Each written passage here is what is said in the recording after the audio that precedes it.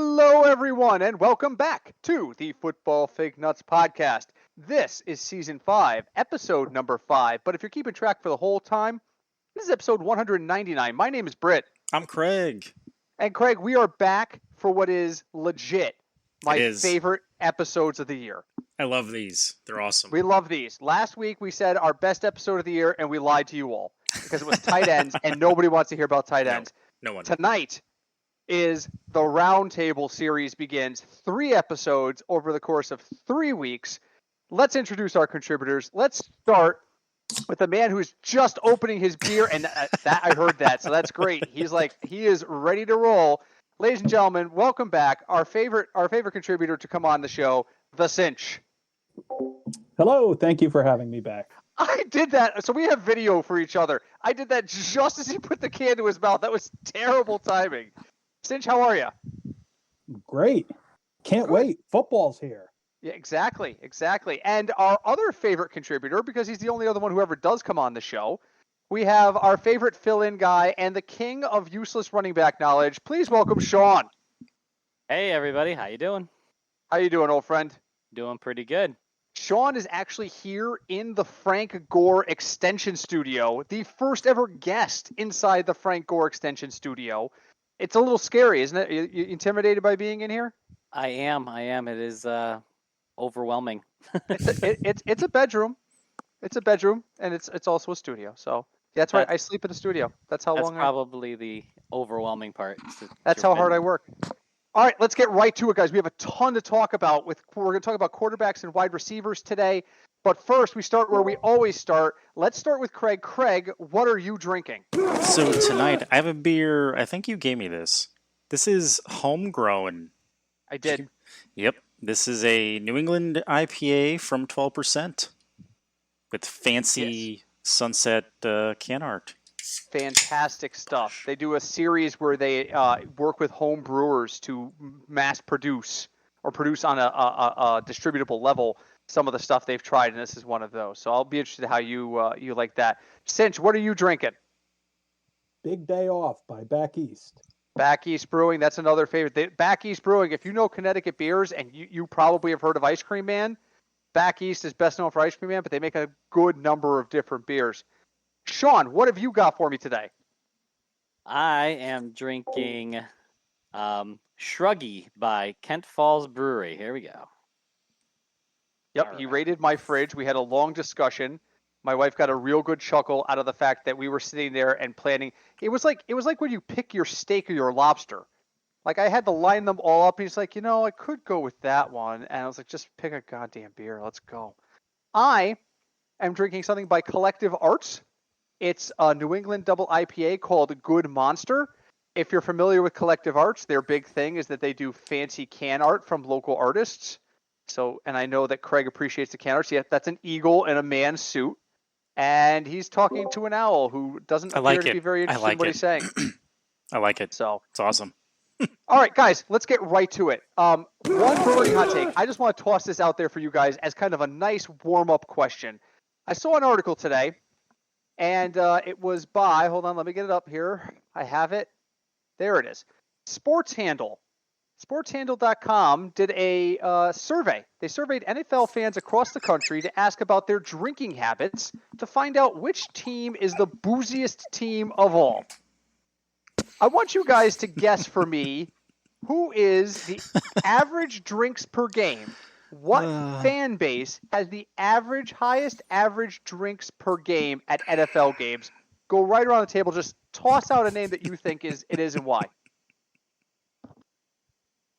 Well, I shocked them in the silence. I mean, Philly's pretty bad with drinking and their rowdiness, so could go with Philly. Okay, so Philly is Sean's guess. Philly ranks 26th. 26th. That was one of the first ones I thought too. So they're just rude and nasty. Yeah, they don't get drunk to get rude and nasty. They just are. No offense to Philly, Philadelphia Eagle fans. And we just lost Jeff Hannon. Good job. Good job. Craig, who do you think? Who's the booziest group of fans? Oh, man. I'm going to say a New York team. Giants or Jets. Oh, there's two of them. You have either one. All right, the Jets. The Jets. Okay, the Jets come in at 17th, and the Giants come in at 25th. Really? And you want to know why? Because if you tried to buy a beer in New York, Yes. they're not cheap. No. They're not cheap. The average fan, they also put in what average spending habits is. The average Jets fan spends $42 on beer at a Jets game. The average Giants fan spends $44, and they only drink less than 4 beers, 3.7 and 3.4 respectively.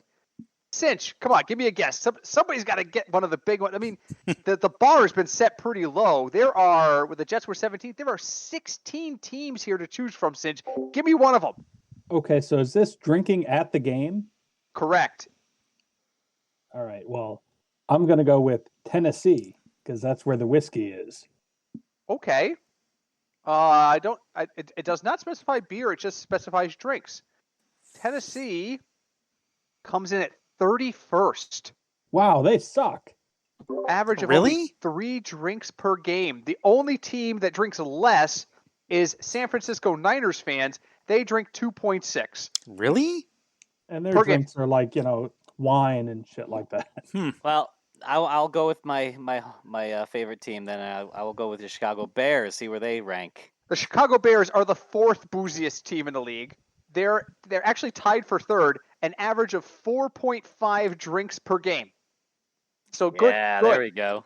All right. All right, so I'll tell you the top 3. Wait. Well, hold on. Where are like our favorite teams first? We can do that.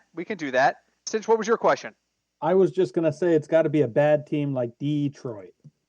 Detroit's number 10. Good guess. 4.1. And Michigan is kind of a, industrial drink. town. Yeah, they need to drink.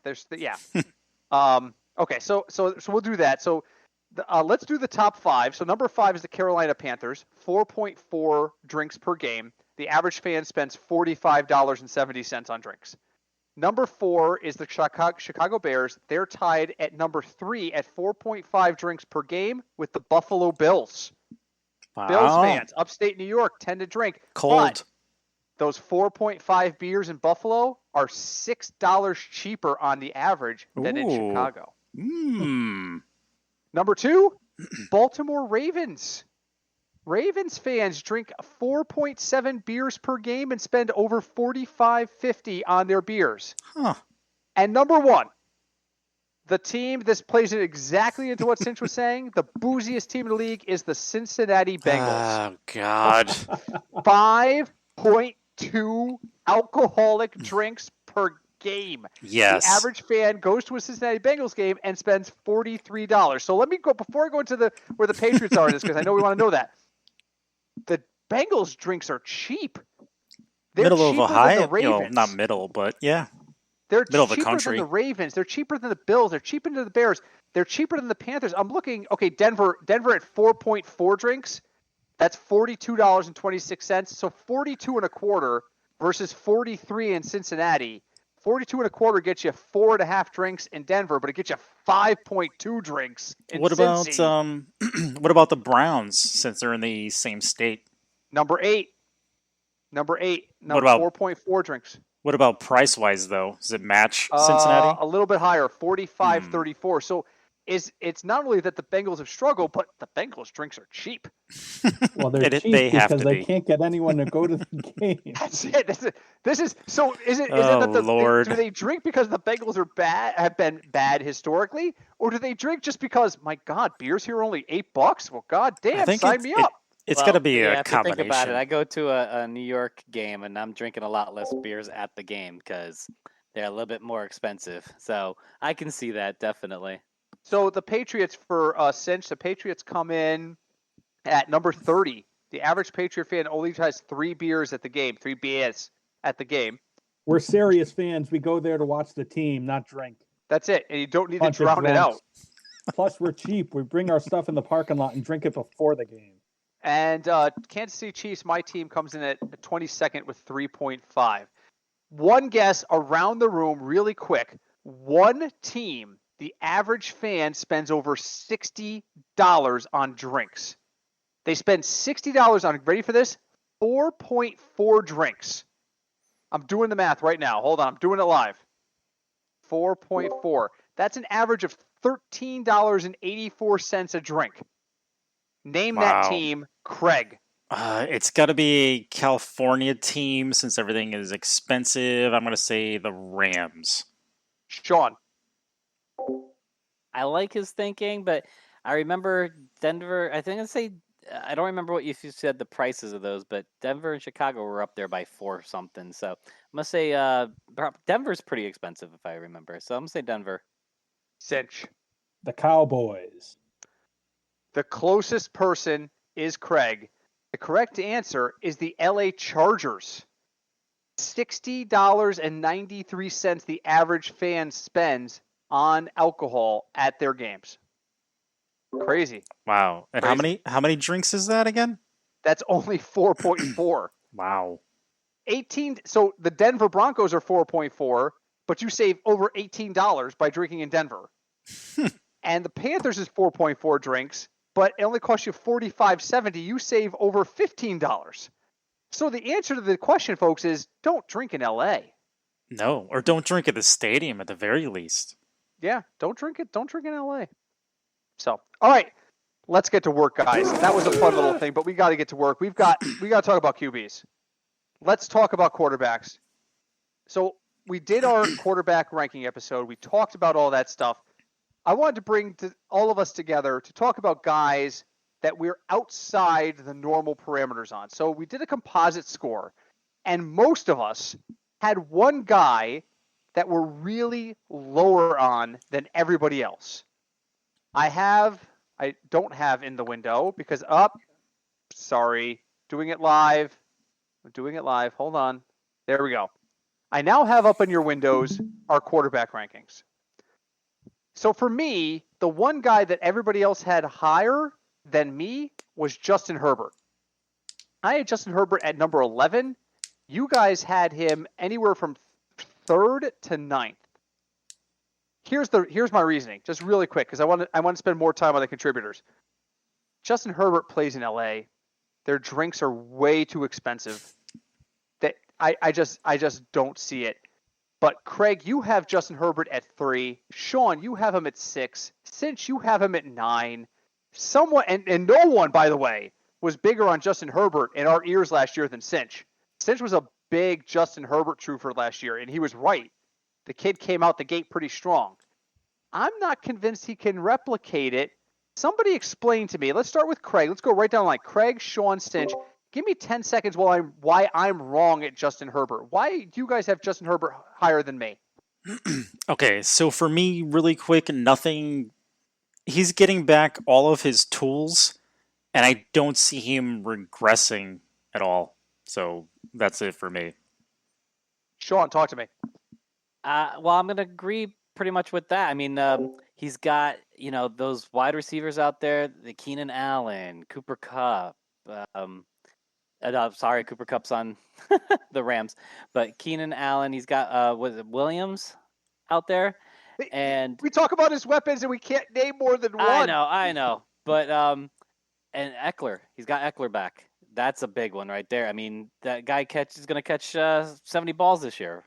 So I always am a little wary of regression in a second year quarterback, but I don't see it being too much of a problem as long as he doesn't start throwing picks.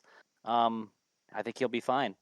Since you and I were the closest two on this, I had him at 11, you had him at 9, but you were a big Justin Herbert guy last year. Are you still on the Justin Herbert wagon? Yes, very good quarterback. I'd be very excited if my team had a quarterback like him. That being said, new coach, new offensive coordinator. Everybody in the league has seen him now. There's going to be a little bit of a regression, and the guys above him are pretty good. I'm not ranking him 19th. I'm ranking him 9th. Right. All right, fair enough. Craig, your lone guy is Dak Prescott. Everyone else has Dak Prescott in the top 6 quarterbacks except for Craig. He has Dak at number 13. Mm-hmm. I want you to explain to us, Craig, why you have him at 13, and then I'm going to let Cinch and Sean tell you why you're wrong. So tell us, why is Dak number 13 in your book? So for me, it's the combination, like I mentioned when we went over this the first time, it's a combination of that division and then add in the unsureness, for lack of a better word, of the Cowboys. Look at the Cowboys, how they were last year, and yeah, I know Dak got hurt. We don't know how stable his ankle is. We don't know how Zeke's going to be. And yes, he looks totally jacked on the field, but I don't know if he's going to be able to run. And I just don't think. I think the Cowboys have a bunch of different tools, and they have no idea how to use them properly. That's it for me. All right, who wants to tell him why he's wrong? Because you both have him rated much higher. Okay, I'll do it. You're wrong. There's no other team that has a better 3 targets to throw to than Dak does. Add that he's got a very solid tight end, not great, but solid, and he's got a very good running back. Now think about who they're playing twice a year. Are you afraid of the Eagles' defense? How about the Giants' defense? Come on. Come on. Sean? Yeah, the weapons again. Zeke back is going to open it up. They have to worry about him. I mean, he was doing great last year before the injury. He's got those 3 wide receivers still. He's got, Jarwin back. I think he was supposed to be the starter last year at tight end, and they had to go with Schultz. And, it's just too many weapons. Too many weapons to not. And they're gonna have to score points because their defense is not. Zeke had 6 touchdowns last year. Yeah, well, 6. I mean, But Dak was also out most of the year last year. So that means they should. That means in. they should have ran more, and he should have had more touchdowns. But you can stack 17 guys in the box when your quarterback was Andy Dalton. Like, literally, they were like, there's 12 men on defense, and the referees were like, yeah, but your quarterback's Andy Dalton. We got to let it pass. That's it. So Cinch has something on this. Cinch, what do you got for me? Any team that's starting Andy Dalton, he's not going to beat you through the air. So you got 11 guys in the box, all there to stop the run. I mean, that's why. That right there. You'd have to beat the Bears to start Dalton. That's why he's only going to be starting like 4 games before they pull the plug on him. Is he? We'll get to that eventually. But yeah, I mean, when your defensive coordinator job is basically to call in the play, he puts the little sheet of paper in front of his face and just says "Stop Zeke." I mean, there's really not much you can do. So, all right. So moving on, Cinch is actually, if you look at his rankings, every one of his top 10, he ranked in the top 10. He is right on pace with our composite rankings. So I can't call him to task on this, but I will later on other things. Sean, we need to call you to task on Ryan Tannehill. As much as I dislike Ryan Tannehill, I still have him in the top 10, and you have him at number 13. Yeah? Explain to me why Ryan Tannehill is not a top 10 quarterback. Because he's not. I mean, I don't care that he has Julio Jones in there now. I mean, he's still not going to throw. They're still not going to base it off of him. It's still Derrick Henry's show.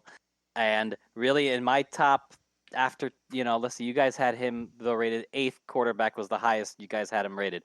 I have Rodgers at 8, Stafford at 9, Brady at 10, Burrow at 11, Jalen Hurts at 12. Yeah, maybe I could switch him with Jalen Hurts to make him number 12 because, I don't like what's happening in Philly right now. But, yeah, that's who am I going to replace Tannehill with those other guys that I mentioned? I don't think there's anybody. Since you're higher on Tannehill than anybody, you had him at 8th. Do you want to give some feedback? Do you disagree with his assessment? It's all about Anthony Fursker. Well, you know what? When you have it's not actually crazy to say. When you have the running back that you have, and you have 2 great wide receivers, there's just and Tannehill has shown once he's gotten out from Adam Gase's foot that he's a quality NFL quarterback. And frankly, he's offended Sean, and he's not a fan. That's fair. I'm sorry to say, I have no ill will against him, but he's just not in a top 10. Sorry. Fair enough. Okay. I'm going to bring up right now on your screen. It might be hard to see, but I'm going to bring up on your screen the CBS Sports site and the guys that were outside the top 12 in fantasy points last year. So number 13 through whatever. I'm skipping the guys who retired because there's Phillip Rivers and Drew Brees are in this list. I want to know which one of these guys is actually going to get into the quarterback one argument this year. So we got Derek Carr, we got Matt Stafford, we got Ben Roethlisberger, we got Cinch's favorite player, Cam Newton, we got Baker Mayfield, Teddy Bridgewater is in Denver. I know he's technically backing up Drew Lock, so I don't know. Jared Goff, Carson Wentz is already hurt, so we don't even bring him up. Drew Lock or Daniel Jones. It doesn't have to be one of those guys, but who was outside of that top 12 last year that's going to make the jump this year into the QB1 rank? Let's start with Cinch here. Got to be Stafford, right? I mean, he's in the best situation any of those quarterbacks could be from last year to this year. Now, you just got to hope that his offensive line doesn't kill him. He already jammed his thumb on somebody's helmet in practice. But he's got the receivers. He's got the coach. I don't know if he's got the running back, but camp isn't over yet. They could trade for someone. Maybe Sony Michel. They could have him. Wow, Cinch down on Michelle. I'm not shocked. We'll throw Craig. in Cam Newton. We'll throw in Newton just so we can do it. Throw him just because. Yeah, on this list, I'd have to agree with Cinch and say Stafford. Out of everyone, he's in the best position, and then given his history, he's still going to throw for like 6,000 yards. So I think it's going to be him. 45 touchdowns, 34 interceptions, and 7,000 yards. Yes. That's kind of that Stafford dream line. Sean, who's making the big leap from QB2 or below into QB1 this year? I think it's going to be overwhelming consensus here. I think it's going to be Matt Stafford. I mean, how can you not? Other people on that list that even would have a shot. Could have been Carson Wentz, but he's breakable. So not him. Baker Mayfield. I mean, they're still going to be running the ball too much for him to crack that top 10. Jared Goff, yeah. I mean, they're going to have to pass a lot, but who's he passing to? Cephas? Yeah. Okay. I mean, Amon St. Ra. Yeah, there's Amon St. Ra, but again, Amon Ra St. whatever. There's no true number one right now, so nothing there. And the other guys are just, they're just another guy. So there you go. I'm shocked that nobody went outside the list I gave you because names outside that list included Joe Burrow, Ryan Fitzpatrick. Both those guys are big Craig faves. I'm surprised nobody went Sam Darnold. No one went Tua. And, of course, Mitchell Trubisky's in Buffalo now. He's an injury away from being a Super Bowl contender. But, okay, I kind of agree. I'm high on Stafford this year, so I kind of agree with you guys there. So, poll question for the group off the top of your head. Who is the one quarterback you want no part of this year? Like, you can't see any situation in which you draft him in a fantasy league. Let's start with Craig. Someone I just don't want on my fantasy team. There is like zero chance this guy ends up on a roster for you this year. I hate to. Look at Cinch is I know chomping the at the answer. bit. I hate to say it, but it's going to be Tua.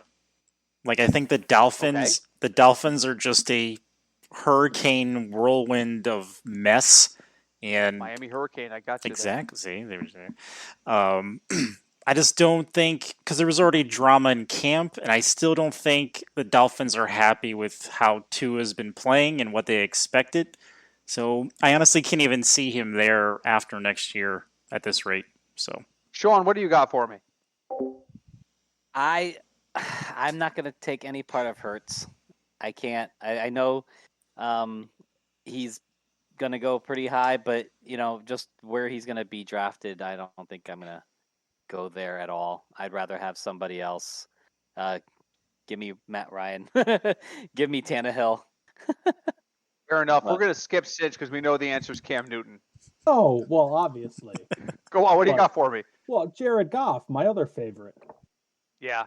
Yeah. Talk about guys who had a good situation and managed to find a way to make their situation worse. Jared Goff is absolutely on that list.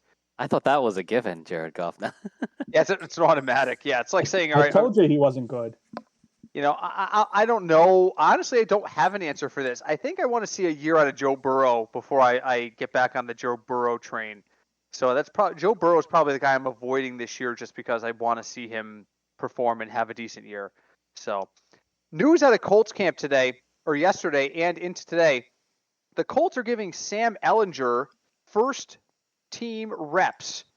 And they're openly saying that they have no first quarterback right now. Sam Ehlinger is the rookie out of Texas. He was great at Texas. People were like, if he gets an opportunity, he might be good. Is this the route that they're going to go? Are we looking at the Sam Ehlinger era beginning in Indianapolis? Let's start with Cinch. No.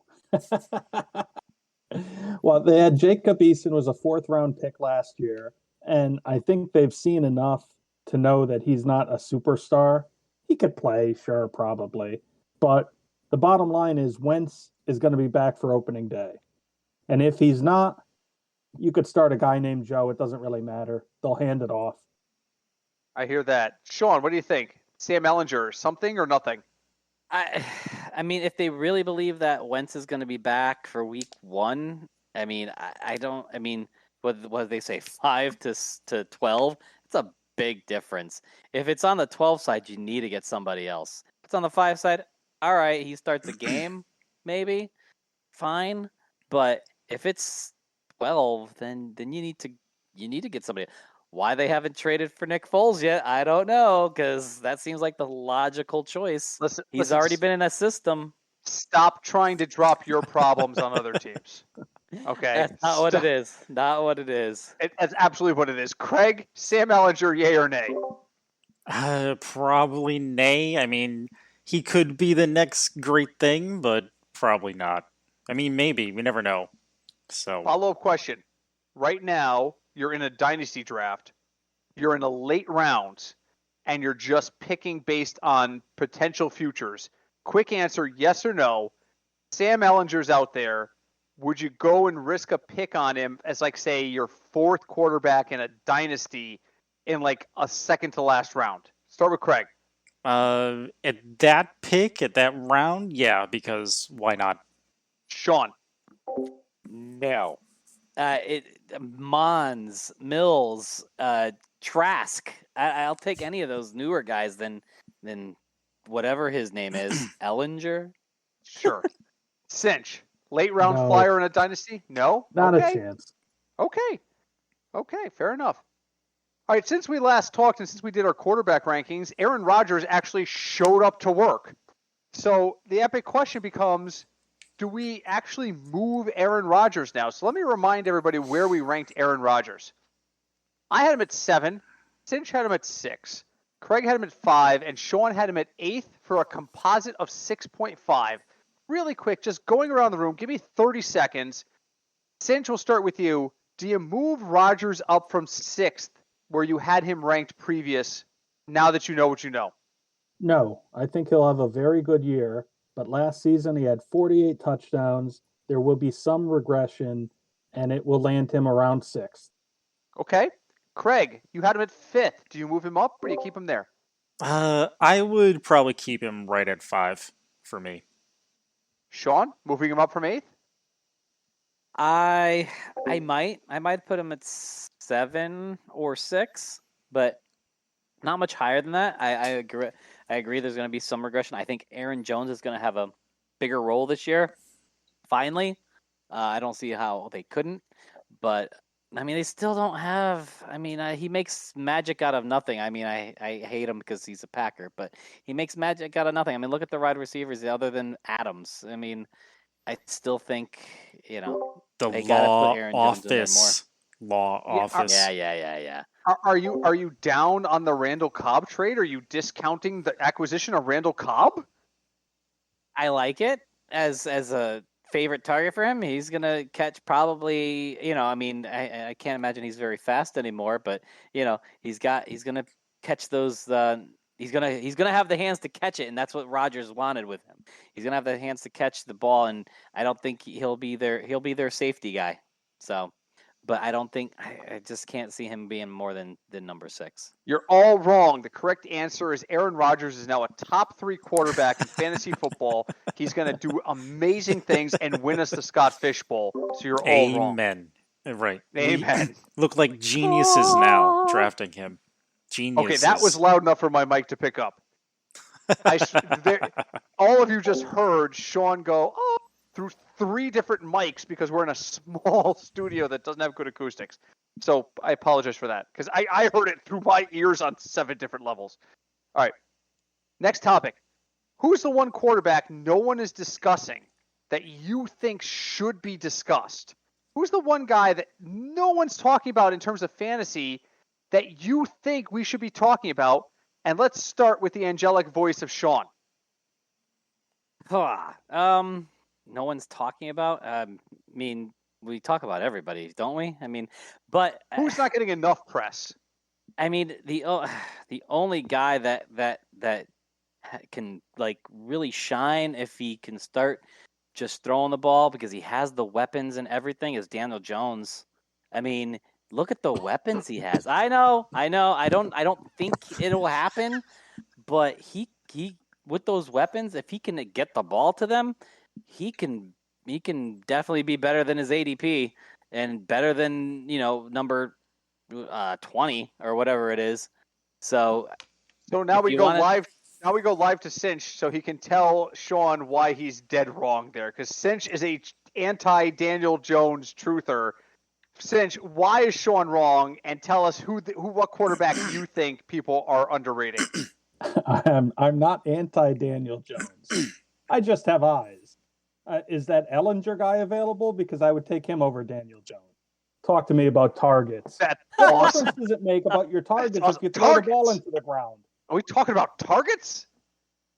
You want to know what your answer should have been, Sean? Your answer should have been Fields because there's no way Chicago could not start him. My problem is I don't think games. My problem is I don't think that there hasn't been talk about him. There has been lots of talk about him, at least what I've heard. Maybe because I'm a Chicago Bears fan, so I listen to that, and we're in a New York area, but I listen to the Chicago stuff. So I think there's a lot of hype on him going to be, worth depending. I mean, a 2 quarterback league or a 1 quarterback 10 or 12, maybe you don't even bother. But a super flex, yeah, definitely. Fields should be up in your watch list, definitely. But if we're talking about a guy who no one is saying could be in the top 10, I think he's a guy. Another guy could be Lawrence, because really, no one's talking about Lawrence being a top 10 quarterback. It's possible. He's got good targets. Plus, he's playing against Tennessee's defense, and they stink. And the Colts defense, I'm just saying. I like that. Craig, what do you got? Who are we not talking about that we should be? Hold on, I'll hold it up so you can see it. Oh, Jesus. Okay, so we're not a video feed for the people who are listening. We're a damn podcast. Oh, God. Once again, it is time for another episode of Craig Loves Fitzmagic. So for me, clearly it is Ryan Fitzpatrick because he has a lot of weapons in Washington. The NFC East is terrible. Absolutely terrible. So he has a very good chance of being a top 10 quarterback. Because if you look at the stats of what he did winning to the Jets when no one was there, it was incredible. And now that Washington has more talent on it, it's clear he has a lot of opportunity there. He was incredible in New York until he was the starter. Just like in Miami, just like in Buffalo. You'll see. Just like everywhere he's gone. He comes off the bench. He's like, oh my God, look at me. I'm a quarterback. Well, here's some money. Okay. The end. Hey, he is the smartest man in the NFL. I'm just saying. Yes. Cinch, what do you got? Craig, how many games do you think he plays this season? He plays the full season. Unless he gets hurt. All right, I say let's over go under 10.5. 10.5 for Cinch. Who's Sean, their- how many who's- games does Who's Fitzmagic their actually play? backup? I mean, Doesn't matter. that's my problem. Is like they don't have anybody to back him up. Who's the guy No, that's going to take over unless his he job? gets hurt, he's have finishing the Heineke. season. Yeah, Heineke, who played no, really well in that playoff game last season. no. And then they also brought Allen from Carolina up there because the coach was the Carolina coach. Now he's in Washington, and that was his guy. So I think between old man injury, tripping over that beard, or some other injury, he will be replaced. That's where I'm at too. I just think that I don't think Washington is as strong an offensive line as people have even indicated they are. So I do worry about injury with him. So last question on quarterbacks. Then we got to move on to wide receivers because believe it or not, we're running low on time already, and I want to make sure we get at least 20 minutes in for wide receivers. Really quick, give me a name and give me 30 seconds or less. Which of the top 5 quarterbacks, you have it up on your screen right now. We've got Mahomes, Allen, Murray, Jackson, and Prescott as our consensus top 5. Which one of those 5 is the most likely to disappoint? We'll start with Craig. Do you really want my answer? Because you should know it. Nope, the answer's Dak It's- Prescott, and we move it's on. Dak. Cinch, what do you got? Thank you. I think Murray. Murray showed last year he was great until he got banged up, and then from the time he was banged up, he was ordinary. So he's a little guy. If he gets hit hard early, it could ruin the whole season. Sean, who's the guy in the top 5 who is the most likely to disappoint? I had those 2 names as well, but along the same lines, Lamar Jackson. He gets banged up. He's not gonna because I don't believe in his arm. I mean, I think his accuracy is not exactly where it needs to be, and if he Agreed. just loses his legs at all, I don't think he'll be in the top 5. The correct answer is Josh Allen. What's interesting to me about that conversation is we all went different places. I went with Allen. Cinch went with Murray. Sean went with Jackson. Craig very predictably went with Dak Prescott, which no one should be shocked about. There's a lot of variable there. The only person we didn't mention in that group, because there's only 4 of us and there's 5 names, was Mahomes. That's the Injuries hurt everybody. Yeah, so everybody just draft Mahomes and win your league. Championship. Congratulations. All right, we're going to move on and talk about wide receivers for a few minutes. I'm going to talk about guys that we're down on. So hold on, let me put up the wide receiver rankings on your screen so you guys can see where we're at. Each of us, except for Sean, had a wide receiver outside of our top 10 that ended up in the top 10 composite. So it's somebody we're down on, but the rest of the group isn't. For me, it was Keenan Allen. I have Keenan Allen at 13. We have him at a composite of number 9. This just ties into the Justin Herbert thing. Keenan Allen is, he produces, but I just don't think he's going to continue to produce at the level he has. And I think it's just going to be something that kind of peters out over time. Since we're going to go to you now, the guy you have, we have Allen Robinson at number 10. You've got him ranked at 12. You've got Michael Thomas and Amari Cooper. Now, Thomas is injured. You didn't have Thomas as injured when this happened. That because we do the rankings about a month in advance. But you've got Amari Cooper ahead of Allen Robinson. It just feels like you're down on Allen Robinson. Why is Amari Cooper a better pick than Allen Robinson? It's the coaching offense. The game that they want to play in Dallas is wide receivers go, we're going to throw it to you. The Bears have never shown themselves to be an offensive team like ever in their history. So I just don't see him getting the targets. I don't see his quarterback being good enough. And when Fields finally starts, he's going to be good, but is he going to run the ball in from the 7-yard line instead of throwing it in? That's going to take targets, TDs away. Fair point. Sean, do you agree with that assessment as a Bears fan, or is that way out for you? I still think that Allen Robinson in the PPR is the main man there, and he's going to get the ball as much as they can get to him. I don't think he was targeted as much as Finch thinks in the red zone as last year, as because I know that we had Graham in there. He was targeted a lot. We had oh my God, trying to think. All right, Komet, You had So- Mooney. do you want me? Mooney. Do you want me to? Let me help you. Stop right there. He actually had 151 targets last oh year. yeah, oh yeah, definitely. Which is third most. There's only two guys I- in the league that had more than him on terms of fantasy rank, and that's Diggs and Hopkins. I mean, like he was more targeted than Ridley. He was more targeted than Devontae Adams. He was more targeted than Tyreek Hill.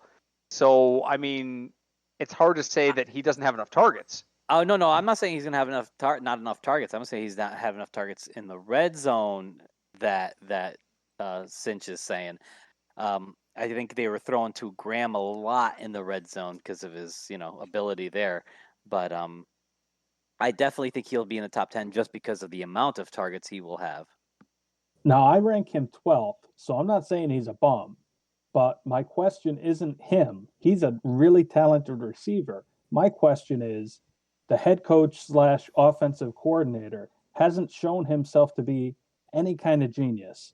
He came from being the offensive coordinator of the Chiefs, and I think that was just Andy Reid did everything, and he was along for the ride.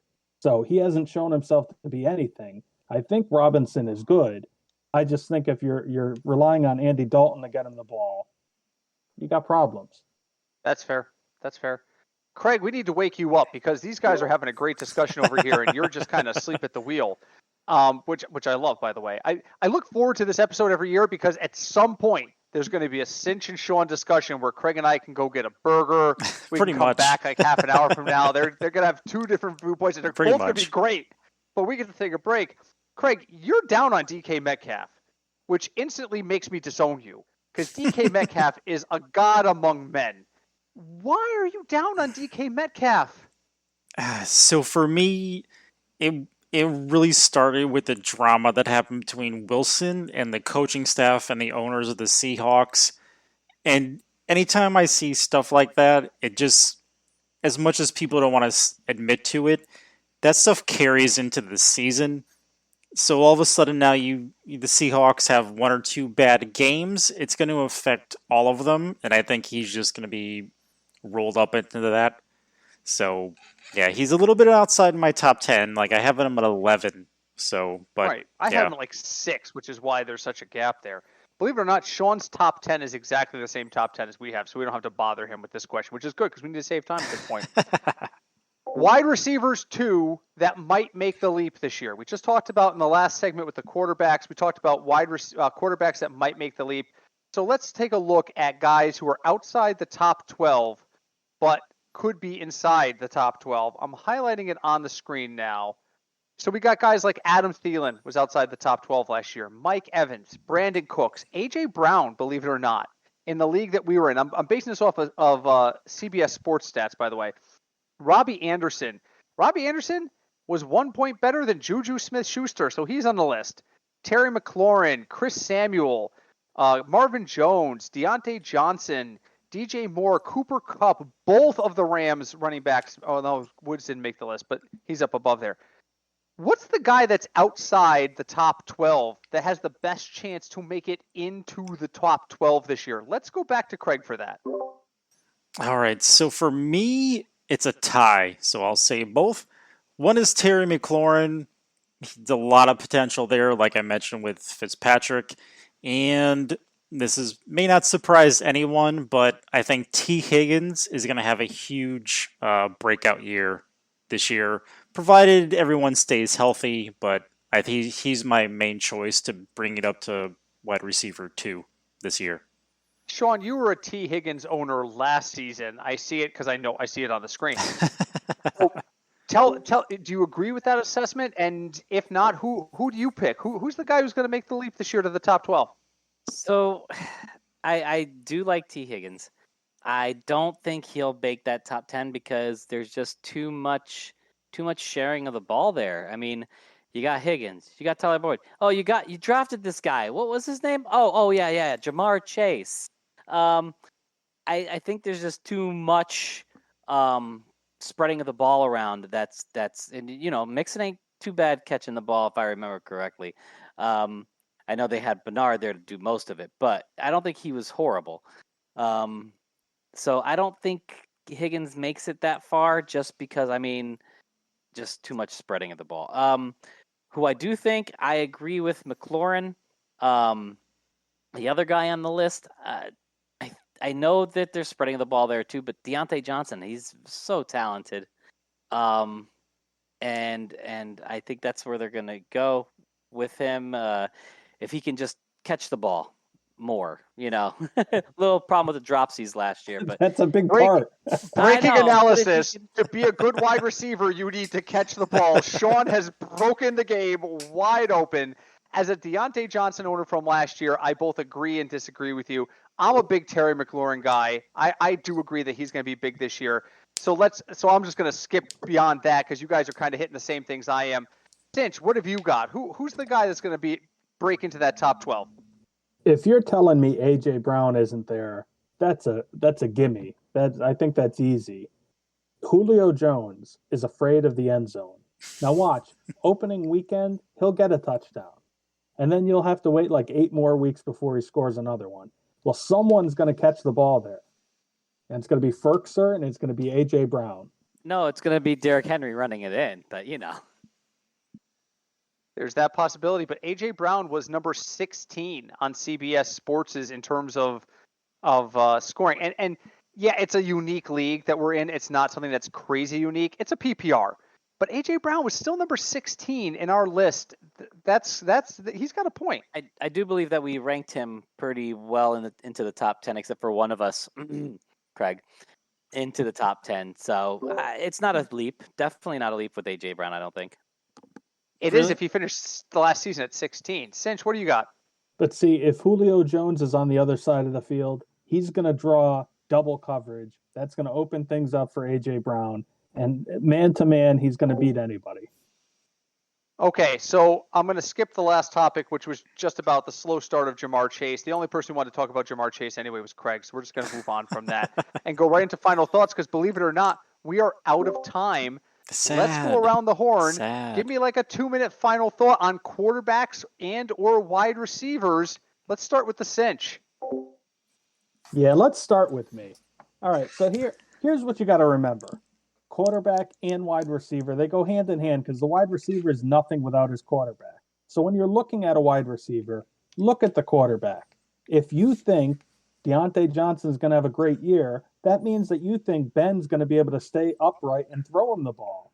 And Pittsburgh's replacing 3/5 of their offensive line this season. So, that's a unit that needs to be cohesive for that wide receiver to have enough time to run his pattern and catch the ball if he can't catch the ball. So I just think, keep in mind, if you're worried about a wide receiver or you have doubts about a wide receiver, go with whoever the more reliable, durable, better quarterback is. A-Rob had Trubisky last year, and he was still top 10. So, Well, you can't stop those Bears. You can't stop the Bears. Sean, are you really going to make Mitchell Trubisky your final thought? What do you got for me? No, definitely not. We're all out of time. My final thought on quarterbacks and wide receivers. Definitely can in one quarterback leagues. You don't have to draft really early with these quarterbacks. Make sure you can wait. If you don't want one of those top guys, you could wait a little bit. If you don't get them, 2 quarterback leagues, then definitely you want to start with your, the top guys if you can in those early rounds. Wide receivers, my personal choice, and I know people are going to say, oh, because he loves running backs, but lots of value. Again, if you want one of those top guys, fine. Lots of value. You can wait on the running wide receivers a little longer into those early mid rounds. That's all. Okay, Craig, what have you got on quarterbacks and wideouts? So for me, really is a combination of Cinch and Sean. If some leagues, like in ours, if you pair up the receiver and the quarterback, it works out really well. But just like what Sean said, if you're in a 1 quarterback league, if you don't get Patrick Mahomes or Aaron Rodgers, you don't have to reach for a quarterback because there's so many starting quarterbacks. It's not a major priority if you don't get those first 2. So don't don't reach for someone if you don't have to. That's what I'll say. And just to play off of that, because my final thought was going to be depth. These are two positions where there's depth. We just talked about A.J. Brown was number 16 on CBS Sports in terms of fantasy points last year. And I don't think you'd find a single person who wouldn't say he was a wide receiver one. Besides the fact that what Cinch said up front, which is these two positions go hand in hand, the other reason I paired them together in our schedule this year is simply because they're the two positions with the best depth. The cliffs you fall off of when you're drafting quarterback and wide receiver are a little less severe and come a little later than you do with other positions. Tight end, there's 3 guys. We all know this. You could argue that there's only 2 guys. At quarterback, you could be Craig and end up drafting Fitzmagic and live a happy life. You're not going to win a lot of games, but you'll live a happy life. So use your depth. All of these guys just said it. Use your depth. Unfortunately, gentlemen, we are out of time for our quarterback wide receiver roundtable. We are going to wrap, and then next time you hear from us, we are going to talk about running backs, tight ends, and we might throw in kickers or defenses if we get bored. But we all know Sean could talk 45 minutes about Ronald Jones Jr. himself, so we're going to make sure that we give him adequate time to tell us why we should all draft a guy who's in a timeshare. But leave us a review wherever you listen to us. We are on Apple Podcasts. We're on Stitcher. We're on Chartable. We're on everywhere now. What's the other one? Audible. Craig has got us hooked up with Audible. Wherever you listen to us, leave us a review. We've seen some reviews. We really appreciate it. Reach out to us. We are at Fignuts DFS on Twitter. We are fignutsdfs@gmail.com. We had somebody reach out to us with a great question that I could not answer last week. It was like, I'm drafting 11th in a 12-man league snake. Who am I targeting? And I'm like, at 11? Whoever's there. I mean, that's so hard to predict.